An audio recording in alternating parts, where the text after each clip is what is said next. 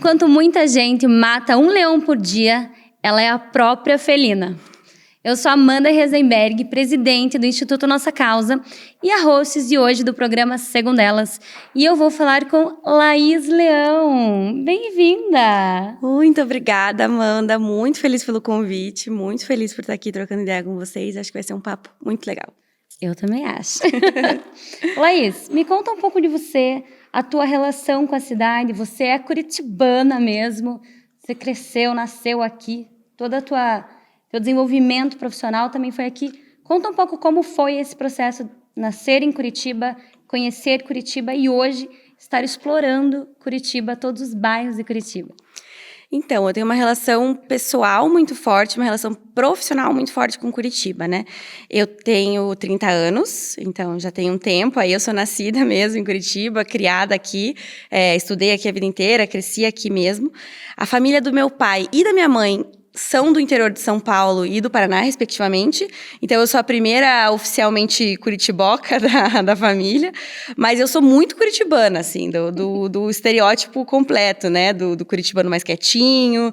Apesar de ser extrovertida quando eu tenho que ser, eu acho que naquela coisa do dia a dia, né? Do curitibano ali que é muito vinculado à coisa dos parques, que é muito vinculado às feirinhas urbanas, que é muito relacionado à cidade mesmo. E eu acho que isso involuntariamente meio que me conectou com a minha vida profissional. Então, eu sou arquiteta urbanista, especialista na parte de administração pública e meu mestrado e meu doutorado são na parte de gestão urbana. Então, a minha relação com a cidade ela é muito forte nesse sentido de observar a cidade demais. Então, desde criança, eu sempre olhei muito para todos os micro detalhes da cidade, sabe? Tem vídeos de eu criança, meus pais falam de eu criança já reclamando da calçada solta, da raiz da árvore que invadia a calçada, do tamanho da árvore que estava errado, né? Imagina a criancinha ali com 5 anos. A criança já questionadora, rebelde. A criança com 5 anos falando, não, essa árvore aqui é completamente desproporcional o tamanho dessa rua. E aí, acho que já existia ali uma urbanistinha, né, em mim.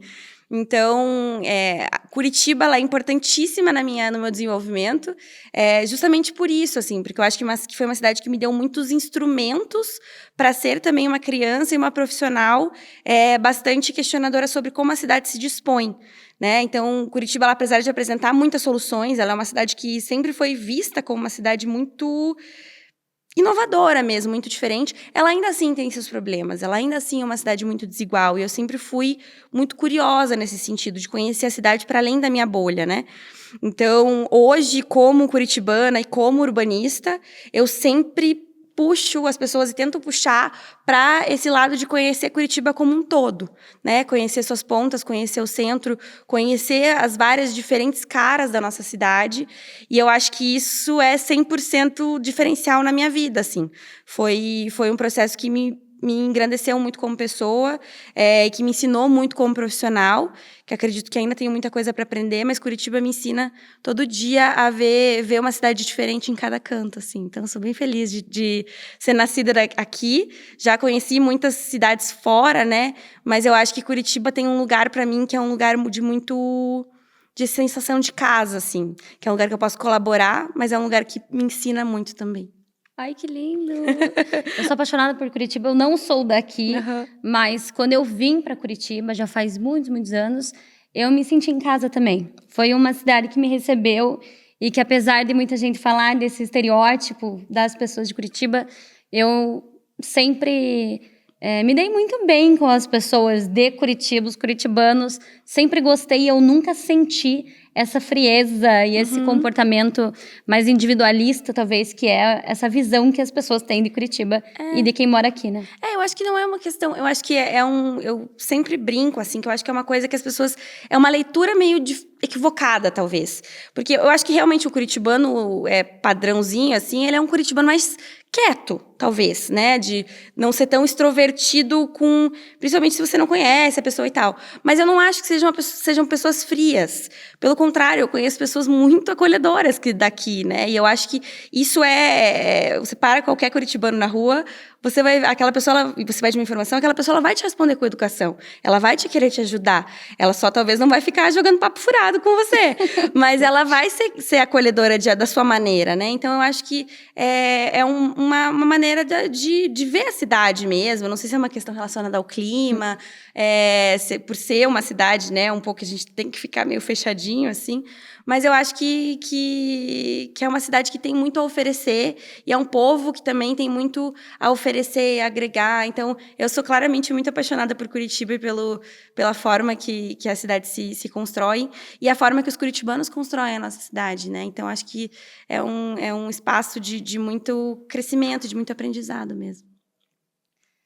E eu vejo que todo o trabalho que você desenvolve, que você desenvolveu desde que a gente se conhece faz bastante tempo, tem uma relação com política, né? Essa política que você faz todos os dias. Que nós, mulheres, fazemos todos os dias, quando a gente acorda, sai de casa. Então, eu queria que você falasse um pouco da sua relação com essa política do dia a dia, com até o fato de você ter essa opinião crítica sobre a cidade. Como que você desenvolveu essa percepção política? Então, Amanda, eu acredito muito que a política, ela é todo dia. Tudo que a gente faz é político. O que a gente come é político. O que a gente assiste é político. O que a gente consome é político. Né? O que a gente lê é político. Com quem a gente convive é político. Com quem a gente escolhe conviver. Porque as nossas escolhas, elas são intrinsecamente políticas, né? E não tem... Todo o nosso dia a dia são escolhas sucessivas. Então, a gente escolher estourar nossa bolha, a gente escolher conhecer pessoas diferentes, a gente escolher frequentar certos lugares, ler certos autores e autoras. Eu acho que isso tudo é uma política do dia a dia. E eu sempre fui muito envolvida com o terceiro setor, sempre fui muito envolvida com os processos de voluntariado. Eu acho que não tem como a gente construir cidade, falar sobre cidade, se a gente não falar sobre essas coisas. Eu sempre entendi que a política estava em todo lugar. E eu acho que só tem o privilégio de se afastar da política quem é muito privilegiado pelo sistema. Então, todo mundo que está vulnerável de alguma maneira não tem esse privilégio de se afastar da política, porque a política, ela define o nosso cotidiano, ela define o nosso dia a dia. E se a gente se afasta, se a gente fala que a gente não gosta de política, se a gente se ausenta da política, alguém vai tomar conta dela pela gente. Então, se a gente não pegar aquilo para nós, e aqui não necessariamente como representantes oficialmente eleitos, ou como algum cargo específico, né, político, mas se a gente não abraçar a política como cidadão mesmo, alguém vai fazer. E alguém fazer pode gerar consequências que não é a consequência que você espera para a sua vida, para a sua realidade, para a sua cidade. Então, como urbanista, eu vejo que isso é muito frequente, né? O urbanismo ele é uma área que demora muito para se consolidar. Então, a gente faz planos que vão demorar 5, 10, 15 anos para serem executados. E a política é muito isso também. Apesar de ter várias coisas que se resolvem rapidamente e que são feitas não se resolvem, mas que são feitas rapidamente, muitas coisas são processos. E eu acho que esse processo ele também é construído no diálogo, você entender o que o outro precisa, você não defender só o que é seu, não defender só as suas individualidades. Então, o processo, né, de trabalhar por muitos anos com o terceiro setor, o processo de trabalhar por muitos anos com o poder público, até com a iniciativa privada, também para mim, como profissional, foi um processo de entender perspectivas diferentes, entender realidades da cidade diferentes e perceber que se a gente não dialogar entre essas partes, a gente vai ficar dando murro em ponta de faca. Então, eu acho que a política ela nos ensina todo dia, não só a política institucionalizada, a política como um todo. Ela nos ensina no dia a dia a importância que tem da gente conversar. A gente está fazendo o que a gente está fazendo aqui. Trocar ideia, construir, ver o que as pessoas acham, juntar todo mundo aqui e pensar numa solução que vai ser boa para mais gente. Mas a gente precisa que pessoas diferentes estejam nesse espaço. E eu acho que esse foi o grande aprendizado da política do dia a dia para mim. Entender quão diferente é o resultado quando a gente tem várias mentes muito diferentes pensando nesse resultado e construindo essa cidade. Então, por isso que para mim, por exemplo, sobre Curitiba, é importante estar nos 75 bairros de Curitiba. Porque se você ficar só se deslocando na matriz, se você ficar se deslocando só na sua regional, no seu bairro, você vai conhecer uma Curitiba super nichada. Então, o nosso dia a dia político, como cidadão mesmo, ele é um dia a dia que precisa ser expandido mesmo, porque senão a gente não consegue tomar essas decisões que sejam, de fato, multiplicáveis, assim, e úteis para mais gente, né? E para mim, fazer política é pensar no coletivo. Exato. Acho que a gente consegue reduzir toda a complexidade do que é fazer política, do que é ser uma pessoa política, pensando no coletivo, né? A gente sai do olhar da individualidade, vai para esse olhar de construção coletiva, de desenvolvimento coletivo. E fazer política também é fazer parte de movimentos de voluntariado, do terceiro setor, como se diz que já fez parte. E a gente se conheceu num desses movimentos, numa dessas comunidades de jovens que atuam voluntariamente pelo desenvolvimento da cidade, buscam soluções para os problemas locais. Como que você desenvolveu essa trajetória de participação desses movimentos jovens que se envolvem com voluntariado, que se envolvem com a comunidade e que talvez até reforçou essa tua valorização da importância do coletivo e dessas diferentes Curitibas que a gente tem? Sim. Então, eu acho que a grande dificuldade hoje em dia é que a gente vive numa sociedade que é, como você falou, muito individualista, né? Então, construir esse senso coletivo na mente de cada indivíduo é muito complicado se a gente tem um sistema todo que está te ensinando toda hora que você tem que pensar só no seu umbigo. Então, eu acho que essas redes, elas são justamente um mecanismo muito inteligente de fazer a gente sair da nossa bolha. Então, essas redes de jovens, essas redes de construção comunitária, principalmente vinculadas ao terceiro setor, porque a sociedade civil ela acaba fazendo esse trabalho, quase protagonizando esse trabalho mesmo, de conseguir conectar as pessoas e forçar as pessoas a pensarem de uma maneira um pouco mais coletiva. Eu acho que ela é essencial e é uma coisa que eu recomendo, inclusive, para as pessoas quando elas pedem, um conselho, né? Eu acho que eu diria isso, se envolva com redes, se envolva com processos de construção coletiva da sociedade civil, conheça pessoas fora da sua bolha, se force a conhecer, a sair da sua zona de conforto, da sua bolha e construir esse espaço de desenvolvimento pessoal, que aí a gente... É confuso, né? Porque a gente coloca dentro... A gente quer sair da individualidade, mas, ao mesmo tempo, a gente é muito ensinado a fazer esse processo de desenvolvimento pessoal o tempo inteiro, né? É uma sociedade que nos cobra. Você tem que melhorar, ser um indivíduo melhor a cada dia. Mas, ao mesmo tempo, a gente tem que conseguir trabalhar coletivamente e, às vezes, até parar de pensar, não... hoje não é um dia de focar em eu ser um indivíduo melhor nesse dia. É focar em o que eu posso fazer como indivíduo para ser um coletivo melhor nesse dia. Então, eu acho que essa construção vinculada a essas redes, a esses grupos, a essa possibilidade de conhecer, de ir para outros países, de conhecer gente de outras culturas completamente diferentes, mesmo no nosso país, né? A gente tem um país de proporções continentais que... uma pessoa que mora no sul do Rio Grande do Sul, uma pessoa que mora no norte do Amapá, são pessoas que vivem realidades completamente diferentes de Brasil. Então, a oportunidade de conhecer essas realidades diferentes, de estar aberto a construir essa coletividade que vai além da nossa própria bolha, do nosso próprio umbigo, ela é capaz de mudar muito a nossa lógica, né? O caminho da nossa mente, assim. Então, para mim, pessoalmente, foi essencial. Eu acho que eu não consigo pensar nem como Laís CPF, nem como Laís profissional, a minha trajetória sem pensar nesses processos em que eu tive a oportunidade de conversar com outras pessoas, né, de sair um pouco só do que eu acreditava, entender o que o outro acreditava, para que esse lugar de diálogo, ele também fique um lugar muito mais acessível, muito mais tangível, e que eu saiba navegar dentro dele, como indivíduo também. Então, se a gente não pensa no coletivo, a gente fica muito nesse pequeno escopo nosso, assim, nessa pequena bolhazinha nossa, confortável e quentinha, quando, na verdade, a gente pode alcançar muito mais se a gente fura ela de propósito, né?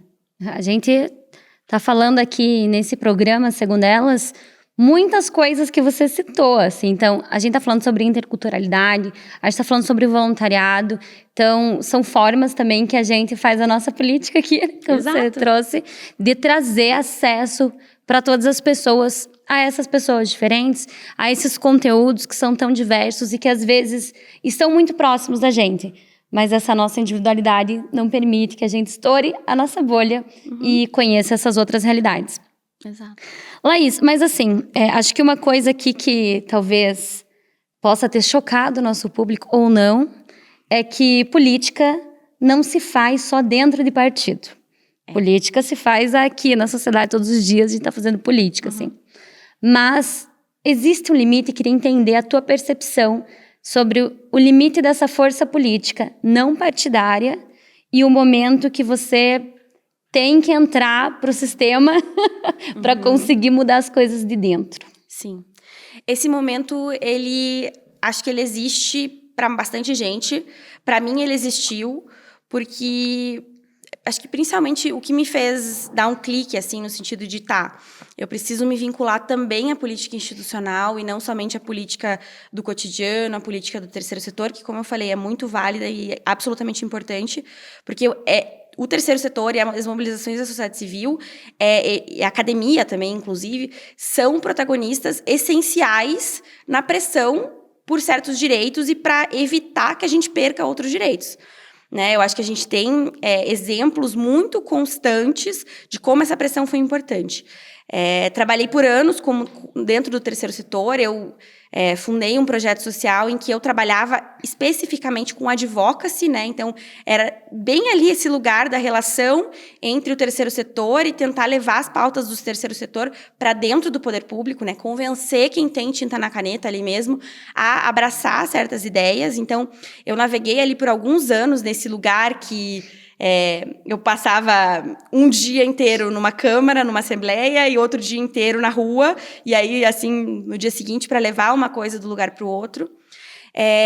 Mas também, dentro da nossa conjuntura política nos últimos anos, o trabalho do terceiro setor e dos ativistas, ele foi muito criminalizado, assim, eu diria até, sabe? A gente foi muito ameaçado, foi muito difícil lidar nos últimos anos com a ascensão de certos movimentos que faziam questão de nos silenciar constantemente, principalmente mulheres, né? E pessoas que representam comunidades vulneráveis. Então, foi todo um processo muito complicado de entender até onde a gente conseguia trabalhar de maneira segura também. Então, para mim, eu fiquei um tempo fora, inclusive depois dentro desse processo todo, porque estar no Brasil estava muito difícil para mim, por causa dessa pressão psicológica mesmo, em volta do ser ativista no Brasil, num momento super conturbado, ali no final da pandemia. Mas daí, ao voltar, eu falei, chegou num ponto que a gente precisa tentar encontrar novos espaços e pegar essa caneta. Porque chegou num ponto que eu não conseguia mais só pedir para alguém usar a caneta a nosso favor. Então, eu acho que chega num ponto que... Lógico que a relação de cada um é muito individual, mas na minha realidade, que tinha ficado muito tempo dentro desse espaço do terceiro setor, da articulação social, do ativismo, da palestra, da aula, de tentar mobilizar as pessoas e do advocacy mesmo, chegou um momento que eu sentia que eu não conseguia mais trabalhar da maneira que eu gostaria, gerar o impacto que eu gostaria de gerar, se eu não visse essa caneta realmente do nosso lado, assim. Então, acho que é nesse momento que a ficha gira. Eu sempre tive muito ok com a ideia de, não, vou apoiar alguém, porque o que importa é que a caneta esteja do nosso lado. Só que chegou num ponto que também parecia que eu não via essa caneta chegando, sabe? A caneta chegava, a caneta de assinar a coisa, né? Para a coisa andar, ela chegava e desviava. Então, e como urbanista, né, tentando fazer essa conexão entre a realidade das pessoas no chão da rua e quem estava lá definindo na prancheta, né, assinando as coisas, eu percebia que muitas coisas que poderiam ser feitas, principalmente da pauta do urbanismo, que poderiam ser feitas muito rápido, que alguém com um olhar técnico levaria 1 hora, 2 horas para bater o olho e resolver, a gente tinha que ficar batendo de porta em porta, às vezes por 6 meses, 7, 8 meses, para fazer um projeto de lei sair do papel e começar a tramitar. Então, chegou um ponto que a coisa ficava muito morosa mesmo, sabe?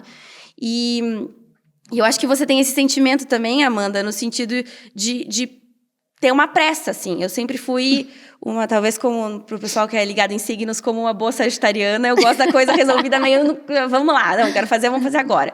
Né? A gente atira a flechinha e vai. Eu acho que chegou um momento que eu comecei a ficar impaciente, que as coisas não andavam, porque a gente quer gerar um impacto que pensa no propósito, pensa na quantidade de pessoas que vão fazer, pensa no projeto, faz o cronograma, e o projeto não anda porque tem um cidadão lá que não quer assinar. Então, e aqui realmente a grande maioria, infelizmente, é cidadão no masculino mesmo, porque tem muita coisa que a gente quer fazer, principalmente voltada a direito das mulheres e acesso das mulheres à cidade e tal, que é barrada pelo bel prazer de um político. Então, chegou uma hora que eu falei, não, tá, vamos ter que ir para o institucional, porque o sistema ele existe e não adianta a gente ficar querendo desconstruir ele por fora. A gente precisa pensar em novas maneiras dele se reconstruir, né? Então, eu acho que a política é muito isso. A política ela sempre vai existir, mas a gente precisa pensar em novas formas dela se reinventar. E agora, com as coisas estão indo muito mais rápido, né? Essa geração que está chegando está pedindo as coisas com muito mais agilidade. Então, a política ela também tem que ser assim. A gente precisa responder às demandas da sociedade. Então, a política ela não pode ser mais morosa, ela não pode ser mais enrolada, ela não pode ser mais difícil das pessoas entenderem. A gente tem que conseguir comunicar a cidade rápido e endereçar as demandas de uma maneira rápida. Não precisa ser demorado, sabe? Então, foi acho que assim que esse clique deu para mim, assim, que funcionou esse processo. Nossa, tem tantas camadas de assuntos. Falei muita coisa, né? Não, mas que são importantes, assim. Então, acho que esse ponto que você trouxe de uma nova geração, cada vez vem com mais urgência, querendo os seus desafios sendo resolvidos pela cidade, né? Os seus direitos sendo entregues ali em sua plenitude. Então, a gente precisa repensar a forma como a política é feita. E também tem a questão da tecnologia, né? Agora a gente está com inteligência artificial aí, gratuita, de livre acesso para quem tem acesso à internet. Então, como que também o governo, né, faz com que ele pega essa demanda pública das pessoas, da sociedade civil, de uma maneira inteligente, de uma maneira tecnológica, e transforma isso em solução com o apoio da tecnologia para agilizar esses processos de solução.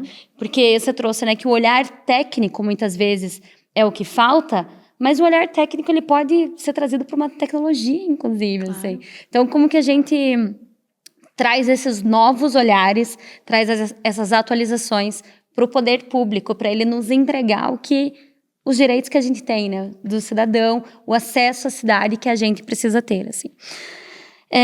E um outro ponto é sobre você falar sobre esse ativismo, né? Então, você se identifica como ativista, eu também me identifico como uma ativista, como uma inconformada, né? Você falou impaciente, eu falo, não, eu tô inconformado também com o status atual das coisas, e por isso a gente está sempre fazendo coisas, colocar a mão na massa, ser maker, né? Porque se a gente não fizer, quem vai fazer? Então a gente se coloca também nesse lugar de frente, né? Na frente, porque a gente entende que tem os recursos ali necessários para fazer algumas mudanças, para fazer algumas movimentações que são necessárias. Mas também não é todo mundo que se identifica com esse substantivo ativista. Justamente por ter essa conotação política e também porque as pessoas terem esse medo, essa insegurança de se aproximar dessa política institucional, de não entenderem que a política pode ser feita e deve ser feita no dia a dia. Então, muita gente ainda sente uma insegurança quando você começa a falar do assunto política. Não institucional, ele é a política do dia a dia. Só que mais ainda quando você fala sobre política partidária, essa política institucional, né? Só que mesmo assim, você decidiu aceitar esse desafio e se colocar à frente para representar mulheres na cidade de Curitiba. Só que a Laís, né? Essa Laís, a Curitibinha, de 5 anos lá, uma pequena criança, uma criança rebelde, imaginava que essa Laís de 30 anos ia entrar na política institucional e se candidatar? Olha, eu acho que a Laís lá de 5 anos, ela existe em mim e acho que a Laís de 30 já existia nela, de alguma maneira, sabe? Lógico que a gente evolui, a gente muda nossos pensamentos e tal, mas eu acho que tem algumas características essenciais na nossa personalidade que elas estão sempre lá. Então, eu nunca tive medo de ser chata. Nunca. E eu acho que um ponto inicial do ativismo é que você vai ser sempre chamada de chata. Não importa o que você faça. É você não ter medo de ser a chata. Isso, exato. Eu acho que o parte do ativismo é gerar incômodo. Porque sem incômodo as coisas não mudam.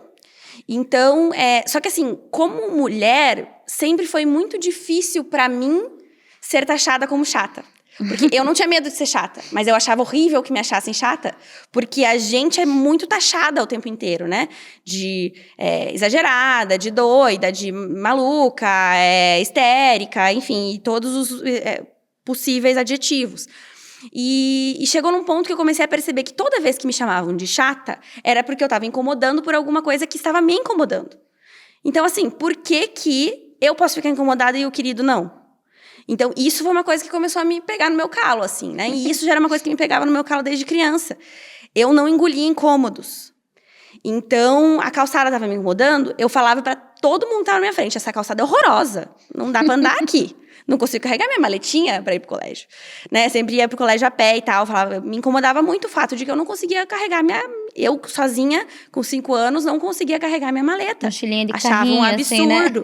Achava um absurdo, exatamente. Alguém tem que carregar para mim, porque eu tinha força para carregar, mas eu não conseguia carregar porque essa calçada não deixava. E isso me deixava inconformada. E eu sempre reclamei. E por muitos anos eu pensava que a reclamação era coisa de gente chata. Mas, na verdade, a reclamação, beleza, que ela tem um limite, né? Eu entendo isso, mas, assim, a reclamação é o benefício dos inconformados. Então, se a pessoa está reclamando, é porque ela quer que o negócio melhore. Não é porque ela está apontando defeito, é porque ela quer que o negócio fique melhor. Não só para ela, mas para mais gente. Então, eu acho que, assim, como criança, voltando para a tua pergunta, né? Eu acho que, como criança, eu pensava que eu queria fazer alguma coisa para que as coisas melhorassem. Porque desde muito pequena eu ficava apontando, não, isso aqui não tá legal, podia ficar assim. O melhor seria se fosse assim. Né? Não era uma reclamação vã, não era uma reclamação por reclamar, era uma reclamação seguida de uma solução. Tipo, essa calçada está ruim, o ideal seria que fosse assim. Esse sinaleiro não está funcionando dessa maneira, o ideal seria que fosse assim. A nossa cidade podia ser melhor distribuída, essa desigualdade não está legal, seria melhor que fosse assim. Lógico que a evolução, né, a partir dos estudos e, lógico, uma análise de uma criança de 5 anos não vai ser o suficiente para resolver, né? Mas eu acho que esse ponto de inconformação, de querer ajudar a dar meus 20 centavos ali para a coisa melhorar, sempre existiu.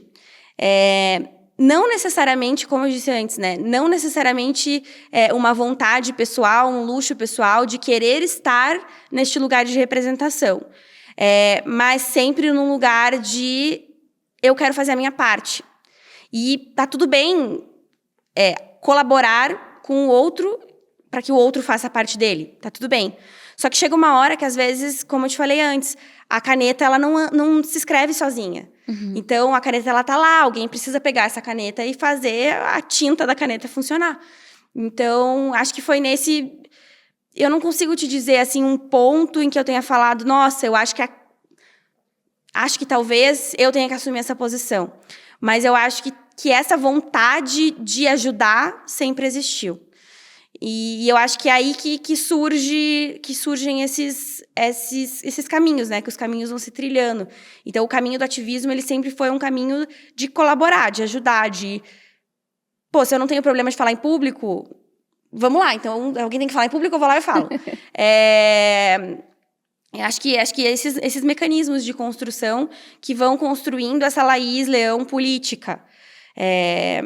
Que é um pouco a parte da Laís Leão ativista, da Laís Leão professora, da Laizinha de 5 anos que ficava irritada de não conseguir carregar sua maletinha pela calçada, da Laís que já foi de muitos movimentos sociais, da Laís que se enfia na lama para construir casa para as pessoas. Então, eu acho que são muitas personalidades que foram se agregando para criar esse indivíduo político e que está disposto a se expor de alguma maneira e que nunca teve medo de ser chamada de chata, mas que constantemente ainda por ter a loucura, a coragem, a ousadia, como queiram chamar, de falar, tá bom, chega então, vamos pra lá, vamos pra frente então, e vamos ver o que acontece. De questionar e de se movimentar Perdão. para fazer as coisas mudarem, né? Não esperar alguém mudar por você. Exatamente.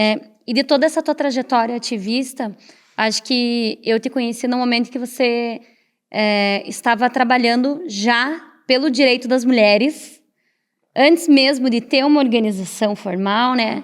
Você estava fazendo uma pesquisa, você estudou o direito das mulheres, o acesso das mulheres à cidade, assim. Isso. Então, conta um pouco de como é que foi a tua relação, essa identificação com essa causa específica das mulheres, do acesso às mulheres à cidade e delas terem seus direitos acessados mesmo. Então, eu acho que, como eu comentei, né, eu sempre fui meio inconformada com a cidade, mas eu não tinha muito esse entendimento do que me inconformava.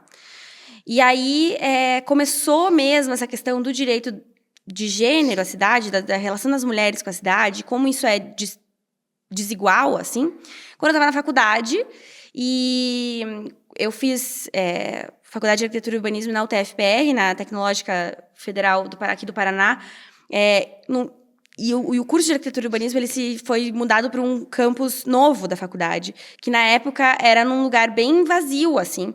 Então, em volta da universidade tinham vários terrenos vazios e para chegar na faculdade eu tinha que andar algumas quadras sozinha, bem cedo, que minha aula começava às 7h30 da manhã.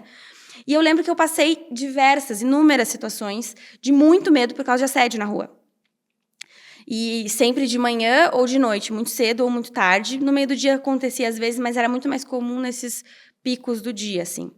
E aí eu lembro que eu estava mais pro final da faculdade, eu tinha que fazer meu TCC, e aí eu encasquetei, assim, me deu um negócio que eu falei, não, eu vou fazer o TCC sobre isso. E aí foi muito engraçado, porque ninguém queria me deixar fazer o TCC, porque, é um TCC muito grande, é um tema de mestrado, não vai caber no TCC, você não vai conseguir fazer um projeto sobre isso, vai ser Laís, lembre que é um TCC de arquitetura, não é um TCC de sociologia. E eu falava, não importa, eu vou fazer, tem cidade no meio, eu vou dar um jeito. Não tem dado, Laís, não, eu vou coletar o dado então. Não tem bibliografia, não, a gente dá um jeito, eu vou caçar essa bibliografia. E aí, um trabalho que, sei lá, era para demorar 1 ano e pouco para fazer, eu dei louco e fiz em 6 meses. Encontrei uma orientadora, a professora Priscila, que, graças a Deus, caiu do céu para me ajudar. Tão louca quanto você. Tão doida quanto eu, uma outra mulher tão doida quanto eu, que topou me orientar. E aí saiu o trabalho, deu super certo. E foi um trabalho diferente. E eu tinha 21 anos na época. E aí eu já trabalhava eu sempre fui mais do lado do urbanismo, nunca cheguei a trabalhar com arquitetura mesmo. E eu já trabalhava com urbanismo mais tradicional, trabalhava num escritório de planejamento urbano. E eu tocava esse lado da segurança para as mulheres como uma questão puramente acadêmica, assim. Não, eu fiz a minha pesquisa, vou fazer um barulho sobre isso, mas era uma coisa muito lado B da minha vida, assim. Só que aí o meu lado extrovertido, ele assumiu em cima do meu lado tímida, e aí aconteceu que eu comecei a falar demais sobre isso. E aí, eu sou muito apaixonada por essa temática, né? Sobre essa coisa de que eu acho que a cidade ela tem que ser, de fato, para todo mundo. E ela tem que ser acessível para as mulheres, e eu comecei a perceber que a gente tinha uma desigualdade de acesso à cidade muito grande. Na época, né, eu tinha 20 anos, eu tinha uma noção, mas era uma noção ainda muito superficial comparada com a noção que eu tenho hoje. Na época, eu não tinha nenhuma noção assim, das relações, inclusive, de interseccionalidade com relação à cidade. Então, esse aprofundamento ele foi acontecendo para entender também que a relação não é... A gente não pode tratar somente uma relação de mulheres e cidade. Tem outras 1 milhão de camadas aí no meio, né? A relação de uma mulher branca com a cidade é completamente uma relação de uma mulher negra com a cidade. A relação de uma mulher heterossexual é completamente diferente da relação de uma mulher LGBT com relação a LBT, né? Com relação à cidade.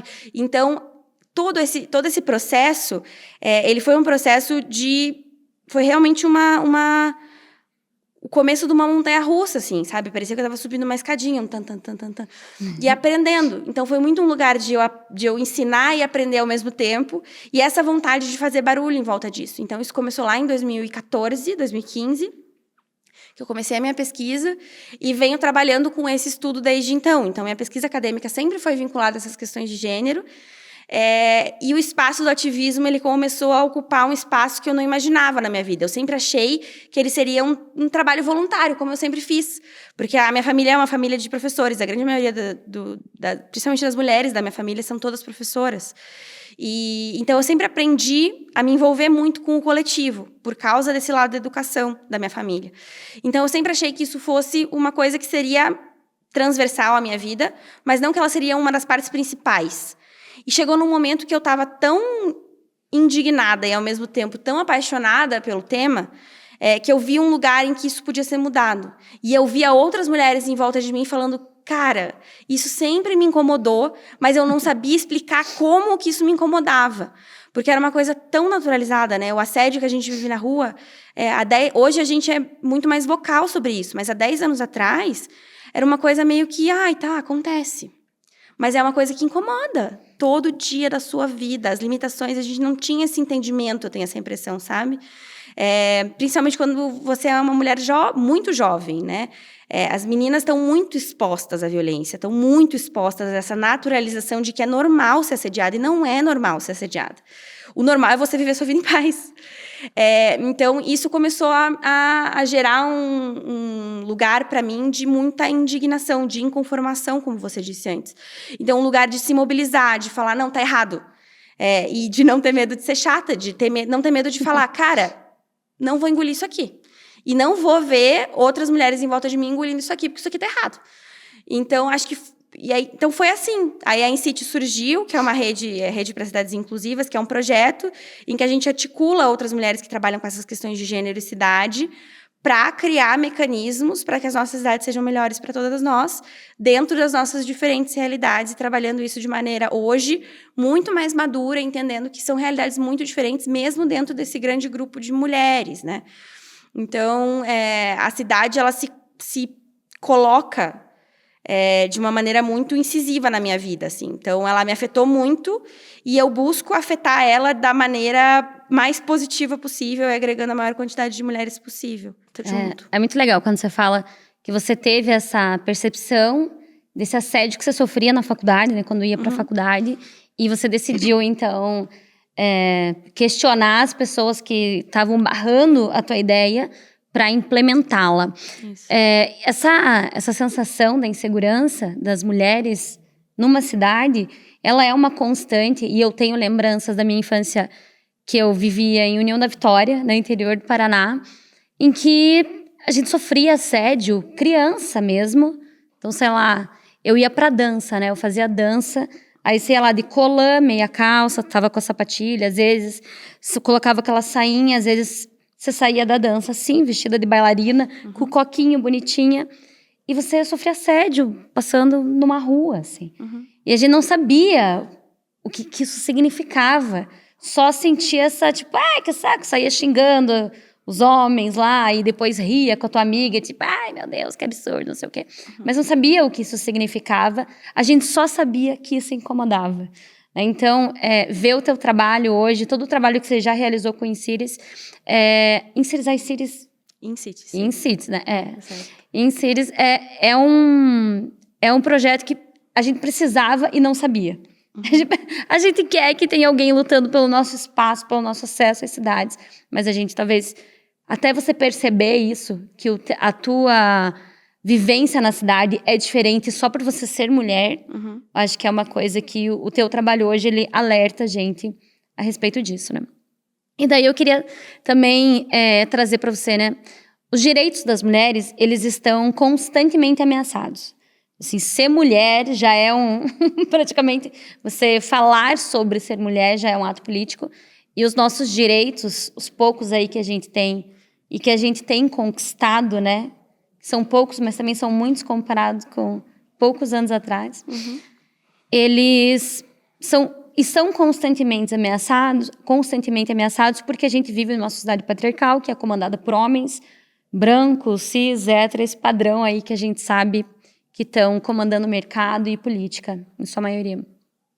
Você acredita que para a gente ter os nossos direitos como mulheres garantidos, a gente precisa que as mulheres estejam defendendo a gente, ou há alguma chance dos homens que estão no poder defenderem os direitos das mulheres?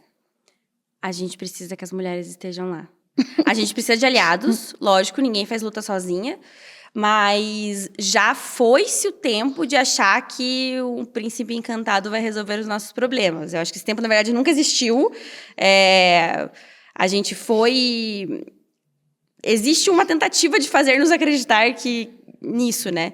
De que também é um silenciamento de poder, de que a gente não tem o poder suficiente para resolver, endereçar as nossas demandas. Eu acho que é uma responsabilidade dos homens tomarem vergonha na cara e pararem de nos assediar e nos violentar, porque eles que criaram esse problema, então eles que resolvam. Mas a gente só vai conseguir caminhar em direção ao futuro que a gente acredita que é um futuro bom para todas nós e para o coletivo, se a gente estiver lá. Então, eu acho uma coisa muito paradoxal, assim, da política, que é o fato de que se coloca nas costas da mulher toda a obrigação de cuidado com relação à sua família, à sua casa, à gestão das pessoas, ao cuidado das pessoas, cuidado com as crianças, cuidado com os doentes, cuidado com as pessoas idosas, mas colocam em nós uma suposta máscara de incapacidade de cuidar do coletivo, o que não faz sentido nenhum. Né? Então, questionam, né? Inclusive, muitas pessoas, homens e mulheres, questionam a capacidade de outras mulheres de ocuparem espaços públicos e ocuparem espaços de poder de decisão, mas não demoram nem um segundo para questionar a capacidade de cuidar de uma criança, de uma mulher de cuidar de uma criança, de cuidar de uma pessoa idosa, doente. Então, se a gente para um segundo para pensar sobre isso, e se a gente para meio segundo para admirar mulheres que estão se colocando nesse lugar de enfrentamento, a gente percebe que este lugar nos pertence. Então, eu acho que não é uma questão de começar a pensar se a gente tem que estar lá ou não. É uma questão de entender que é nosso direito e é nosso dever estar lá. Porque a gente é 50% da população. Então, se a gente vai representar 50% da população, nós temos que estar lá para que nós sejamos representadas também. E aí cabe pontuar que nós temos que estar lá e nós, dentro do nosso grande grupo de mulheres, de maneira absolutamente diversa, temos que estar lá. Não adianta a gente ter um monte de mulher lá que não luta pelo direito das mulheres também, que silencia outras mulheres. Então, a gente precisa ocupar esses espaços e nós precisamos garantir que esses espaços, que essas cadeiras e essas canetas estejam sendo ocupadas e utilizadas por mulheres das mais diversas possíveis, ocupando e trazendo vivências as mais diversas possíveis para que a gente comece a trazer novas soluções. Porque hoje a gente tem problemas que ficam sendo reciclados como problemas sucessivamente. E a gente não resolve esses problemas porque a gente não abre espaço para que novas mentes tragam novas soluções. Então, eu sou completamente incisiva em dizer que se a gente não estiver lá, se nós mulheres não estivermos ocupando esses espaços dentro das nossas maiores variedades e maiores diversidades e maiores vivências possíveis, os problemas sociais que a gente tem hoje não vão ser resolvidos e as nossas demandas não vão ser endereçadas por mais boa vontade que os nossos colegas homens tenham em nos ajudar e eu espero fortemente que a grande maioria deles ocupe esse espaço de também colaborar para que os nossos direitos sejam assegurados. Mas a gente precisa estar lá. A Leão acordou. Amei, fiquei arrepiada, tá? Que arrepiei o que você falou, acho que é muito poderoso, assim, essa fala toda, é tipo assim, é isso mesmo, eu também quero, vamos fazer junto. Vamos pra cima. Como que a gente faz? Vamos pra cima, vamos na linha de frente. Tem que ir. Mas uma coisa, não sei se é o teu lado B agora, né? Mas que eu acompanho você nas redes sociais, talvez muitas pessoas aqui acompanhem você ali no seu Instagram, no seu TikTok. Você é uma criadora de conteúdo hoje. Hoje, sim. Que não loucura, né? Eu nunca achei que eu ia me encaixar nessa caixinha, mas aí chegou. Esse momento chegou. Esse momento chegou. Você é uma criadora de conteúdo, você é uma influencer, uma micro-influencer, já dá para dizer, né? Acho que tem bastante interação nas suas postagens, vamos dizer assim. Tem. Então, conta um pouco como que foi o processo de decisão para começar com esse grande conteúdo e que parece interminável, que é visitar os 75 bairros de Curitiba e fazer um vídeo sobre cada um deles. Então, desde que eu resolvi fazer essa conexão maior né, da cidade com as pessoas, que me deu esse clique de, cara, a gente precisa comunicar. As pessoas precisam entender mais sobre cidade, principalmente em Curitiba, que a questão do urbanismo ela é muito tangível na vida das pessoas. Todos os cidadãos curitibanos têm alguma noção de urbanismo, mesmo que não saibam, por causa do vermelhão, por causa da canaleta, sabe que o prédio é mais alto na canaleta e um pouco mais baixo na rua seguinte, tem uma noção que a via rápida, o sistema trinário, tem a canaleta no meio, a via rápida da direita vai para o centro e a da esquerda volta para o bairro. Então, todo mundo tem uma noção, assim, do que é o urbanismo no seu dia a dia. E tem esse orgulhinho, né, da época do Jaime Lerner, todo mundo carrega esse amor, né, com relação ao planejamento urbano de Curitiba. E tem essa vinculação, assim, com como a cidade se desenvolveu. E essas aí eu percebi... entregas de Curitiba, né, os parques, os espaços de Curitiba ali que tantas pessoas falam. Isso, esse orgulho, né, de ser curitibano e de viver nessa coisa, nesse espaço que por muitos anos foi uma utopia, né, de criar uma cidade sustentável, que hoje tem muito para caminhar, que parou um pouco no tempo, inclusive em termos de urbanismo, apesar de existir um marketing que diz que a gente ainda está caminhando muito rápido, a minha opinião técnica, a gente parou um pouco, assim, então precisamos retomar. Eu percebi que a gente precisava comunicar para as pessoas. E eu acho que é aquilo que a gente falou antes da demanda com relação ao que é política. As pessoas têm uma demanda muito rápida, elas querem saber o que está acontecendo, elas querem se envolver. Eu acho que os últimos 10 anos da política brasileira, a gente conseguiu perceber que as pessoas elas querem estar sabendo o que está acontecendo, elas querem se envolver, elas querem fazer parte. E o urbanismo é um pouco de uma política local, né? Quando a gente fala de cidade, a gente está falando de pautas que te afetam no dia a dia, que afetam ali a qualidade da sua água, a qualidade do meio ambiente, se você vai passar calor, se você não vai. Um corte de árvore o corte de uma árvore afeta a vida de muita gente. Então, é uma coisa mais micro, mas é uma coisa que se vincula a todo mundo. Então, eu senti essa vontade de ensinar mesmo, acho que esse lado meio professora, mas ao mesmo tempo ensinar a parte técnica que eu conheço, mas ao mesmo tempo aprender, ouvir o que as pessoas queriam me dizer sobre a cidade delas. Então, a intenção de gerar conteúdo foi muito nessa vontade de criar esse canal de comunicação. E aí, a ideia de conversar sobre os 75 bairros, que eu sabia que ia dar trabalho, mas eu não sabia que ia dar tanto trabalho, foi uma ideia de, assim, pegar um tópico de urbanismo e colocar ele dentro da realidade de cada um dos bairros. Então, a gente fala sobre o bairro, mas eu também sabia que eu não ia dar conta de explicar as minúcias de cada bairro, até porque a gente tem que criar conteúdo rápido. As pessoas querem vídeos de 1 minuto e meio. E você fala em 1 minuto, né? Eu coloco até em velocidade 1.3, porque senão não daria tempo. Eu já falo rápido e ainda coloco os vídeos mais rápido. Mas a ideia é justamente usar esse gancho de cada um do bairro, de cada bairro, que todo mundo conhece o seu bairro, né? E as pessoas, elas se veem no vídeo. Elas falam, essa rua acontece tal coisa, tal coisa, tal coisa. Se você tivesse ido na rua do lado, você veria que tal.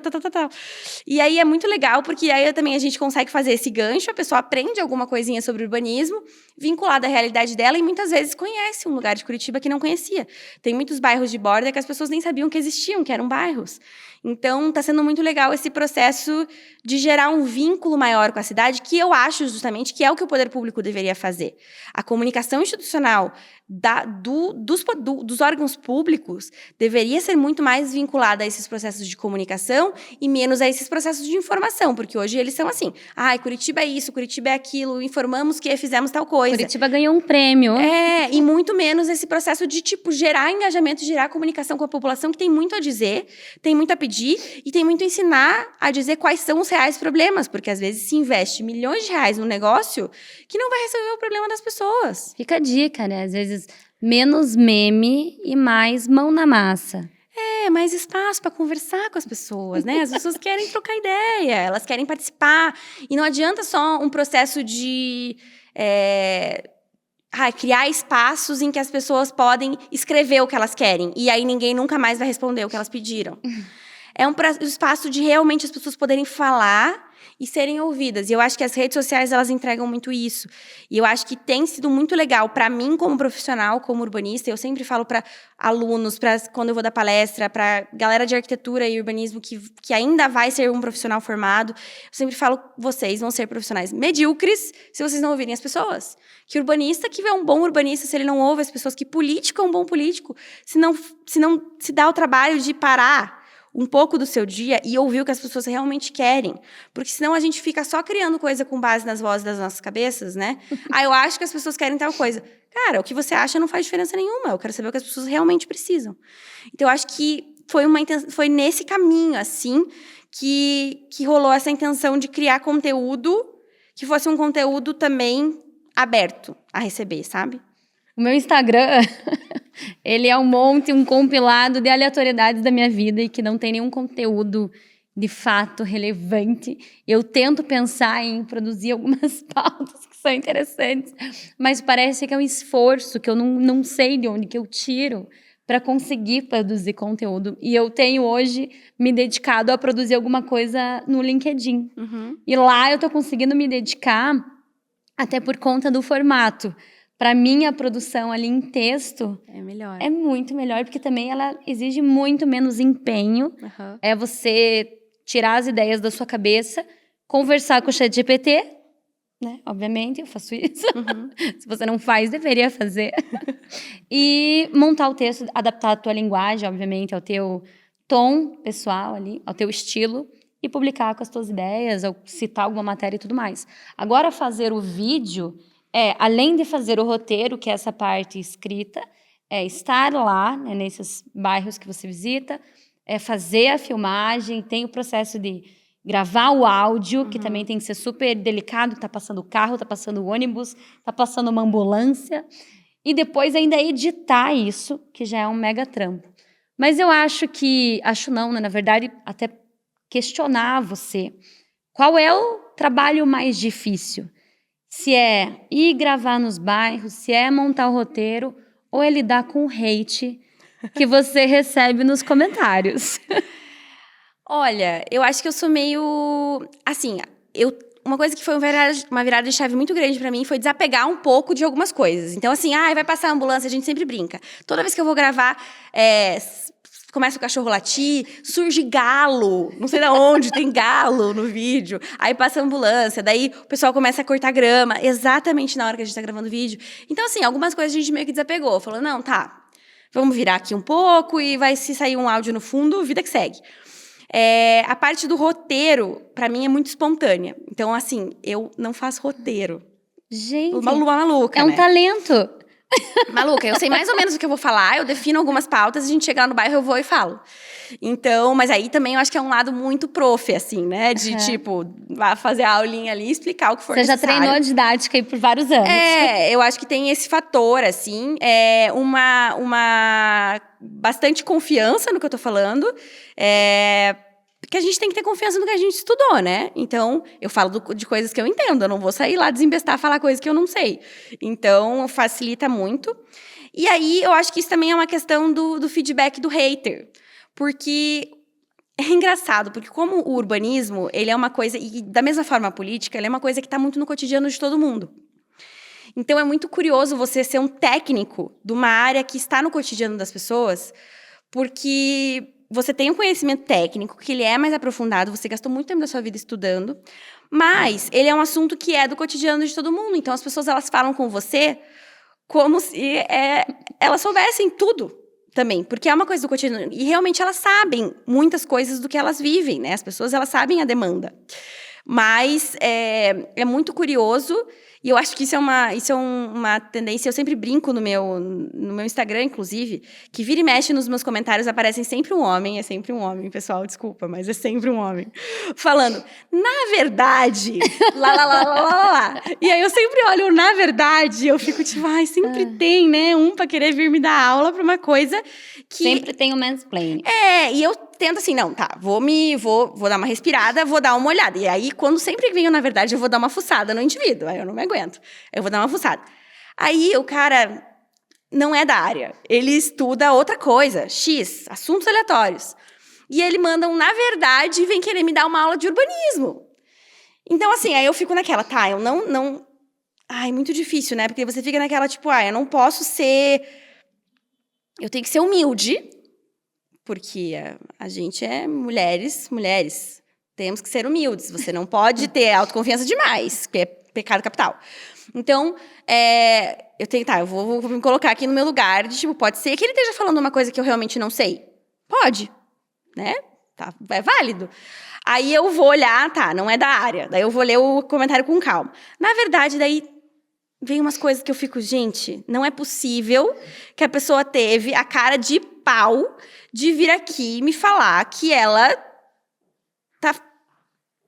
não parou pra pensar um segundo que talvez eu saiba mais daquele assunto que ele, apesar de eu ser mulher, né? Então, é difícil de acreditar.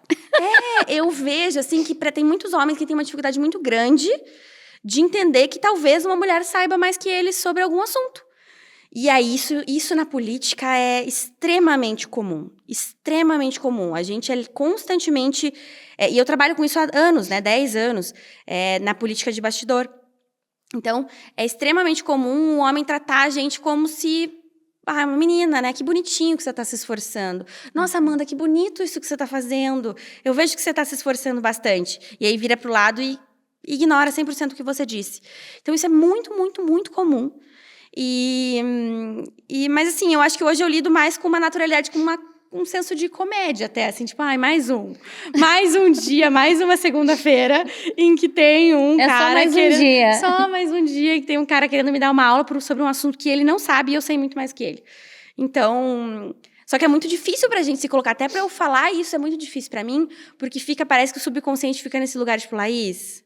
Você tem que ser humilde, garota. Segura, calma. Senão ele vai dizer que você está sendo arrogante. Então, assim, eu acho que tanto chata quanto arrogante talvez sejam os adjetivos que eu mais ouça por simplesmente levantar um ponto que eu estudei mais e que isso não é uma posição de arrogância, é uma posição de tipo, tá, cara, eu estudei mais que você sobre isso aqui. Não estou dizendo que eu sei mais que você sobre tudo, mas sobre isso aqui eu estudei mais. E o chata no ponto de levantar uma coisa que gerou um desconforto. Então, a gente vai ser taxada, independente. Então, eu acho que você aprende a lidar com esse hate olhando com um pouco de humor e olhando para o fato de que para cada hate tem uns 10 comentários positivos. Tipo, nossa, foi muito legal isso aqui, aprendi muita coisa. Então, acho que você vai se adaptando, sabe? E isso para tudo. E eu acho que talvez esse é um gancho, né? Que fica para outras mulheres e que me motiva também. De ver meninas falando para mim... Cara, eu vi você falando desse jeito e eu vi que eu posso falar assim também. Eu acho que isso foi assim pra mim. A primeira vez que eu vi uma mulher falando pra um cara, não me interrompa, aquilo foi chocante pra mim. Falei, nossa, ela falou pra ele não interromper. E aí eu comecei a falar sempre, desde esse dia, sabe? E aí eu vejo que esse ciclo ele se repete. Quando eu falo pra alguém parar de me interromper, eu vejo que tem meninas mais novas que eu na sala que ficam, nossa, veja só, funciona, eu posso falar. Então, eu acho que é esse processo. A gente vai caminhando, é um processo lento, mas a gente tem que andar nesses lugares que constantemente nos dizem que não nos pertencem, assim. Eu amo e aplaudo a sua coragem. Ai, obrigada. E todo esse seu trabalho, porque eu acho que é um processo super difícil e ele exige bastante energia, assim, de você dar a cara a tapa, de se colocar nesse espaço que a gente não aprendeu a ocupar. A gente está tendo que alcançar esse espaço e aprender a ocupar ele ao mesmo tempo, assim, e é muito difícil. E eu acho que um dos pontos de eu não conseguir, talvez, produzir conteúdos e poder falar mais sobre a minha opinião sobre as coisas que eu estudei e que eu vivo todos os dias no meu trabalho, é esse medo de ser contrariada, de ter alguém que me questione, mesmo eu sabendo do que eu tô falando. É uma insegurança, assim, que acho que provavelmente já passou por você também, você já superou esse processo agora e que eu acho que barra muitas mulheres, assim. Então, para finalizar, que o nosso tempo já estourou, assim, mas a conversa nossa fluiu, uma coisa tão boa. Maravilhoso. Queria que você trouxesse, assim, alguma dica para essas mulheres, para essas jovens, principalmente. Hoje, no Instituto Nossa Causa, inclusive, a gente faz parte de um projeto chamado Meu, Seu, Nosso Voto, que ele conscientiza as mulheres sobre o voto responsável. E as jovens mulheres, né, de 18 a 25 anos, sobre, então, os diferentes cargos políticos, o poder do voto, os somos seres políticos, todas essas questões e as diferentes causas que essas pessoas que estão na política defendem e que você, né, essas jovens mulheres se relacionam para elas saberem escolher também quem dá o seu voto. Então, o que você poderia falar para essas mulheres para encorajar jovens mulheres a ocuparem o seu espaço na política, seja como pessoa candidata, seja como ativista, ou até como essa pessoa que vai escolher deixar o voto em alguém. Eu acho que a gente não pode ter medo de ser chata e a gente não pode ter medo de ousar. Eu acho que... Nossa, tem tanta gente que não sabe nada do que tá falando e tá lá só porque tem confiança. Então, assim, putz, seria tão bom que se a gente tivesse gente que sabe o que tá falando com essa mesma quantidade de confiança, porque a gente resolvia os problemas, entendeu? Então, nossa, eu vejo tantas meninas incríveis, tantas mulheres incríveis, super mobilizadas, super cheias de conteúdos, nossa, super vivas, assim, sabe? Cheia de energia, a fim de fazer. E aí, uma palavra meio torta faz aquela menina desmoronar, assim. Então, eu acho que o negócio é meio que, sabe, meter o pé no acelerador e não ver muito, assim, botar aqui uma tampinha aqui do lado e vai. Porque vai ter obstáculo, não vai ter como. A gente tem que entender que a gente vive numa sociedade que quer nos derrubar com uma relativa constância. Então, a gente precisa se juntar. Então, acho que, assim, fator importante, não ter medo, ser meio doida das ideias, porque só fé nas malucas, assim, sabe? Porque só tem gente doida aqui no segundo delas. Sabe? Fazer a coisa pra mudar, fazer a coisa andar e estar juntas, nos unificar e acreditar em outras mulheres e botar pra frente o negócio pra andar, botar o carro pra andar, acreditar no que a gente está trazendo, acreditar no que a gente estuda, acreditar na nossa capacidade e acreditar, assim, cegamente que a gente tem um brilho, uma capacidade de solucionar as coisas que é nossa e que não pode ser silenciada por uma mediocridade de qualquer um. Então, esse brilho, ele não é apagável. E cabe a nós manter essa chaminha viva, sabe? E usar a estratégia que for, olhar outras mulheres, se inspirar em outras mulheres, consumir o conteúdo, ter a escolha do política, inclusive, né? De que tudo que a gente consome é político. Então, consumir outras mulheres. O pessoal é político. O pessoal é político, exato. Acreditar em outras mulheres, ouvir outras mulheres, ler outras mulheres, assistir outras mulheres, estar junto de mulheres que você admira. E assim, cara de pau. Admira uma mulher, manda mensagem, manda no Instagram, troca uma ideia, vai tomar um café, marca pra tomar um café, conversar. Eu vou fazer um evento em São Paulo e eu convidei a Monique Evelyn. Eu mandei pro LinkedIn dela. E aí, ó, então, tem que ser cara de pau. Eu falei assim, gente, o não eu já tenho. Exato. O que custa, né? Mandar um convite pra ela, falar da importância da presença dela.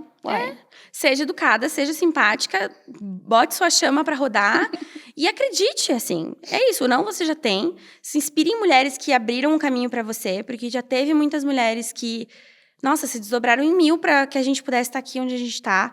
Os nossos direitos, eles não são de graça e eles, nossa, é uma luta pra gente conquistar um direito e é um sopro pra gente perder. Então, é um trabalho de conquistar e um trabalho de manter. E a gente precisa estar lá, a gente precisa se mobilizar, a gente precisa conquistar esse espaço. E aí é isso, eu acho que o meu maior conselho é não tenha medo de ser chata. Se estão te chamando de chata, você provavelmente está fazendo certo. Alguma coisa tá certa. Alguma coisa tá certa. Acho que um dos ensinamentos que a Laís nos deixa aqui é solte suas feras. Exato. Obrigada, Lá, por essa conversa. Obrigada, Amanda. Muito feliz, estou muito feliz pelo nosso papo, muito feliz pelo convite, muito feliz por estar aqui. E obrigada, gente, que assistiu. Sigam lá no Instagram, Leon Laís, TikTok, mesma coisa. E, foi muito legal, estou muito feliz de estar aqui. Muito sucesso na jornada. E viva o segundo delas!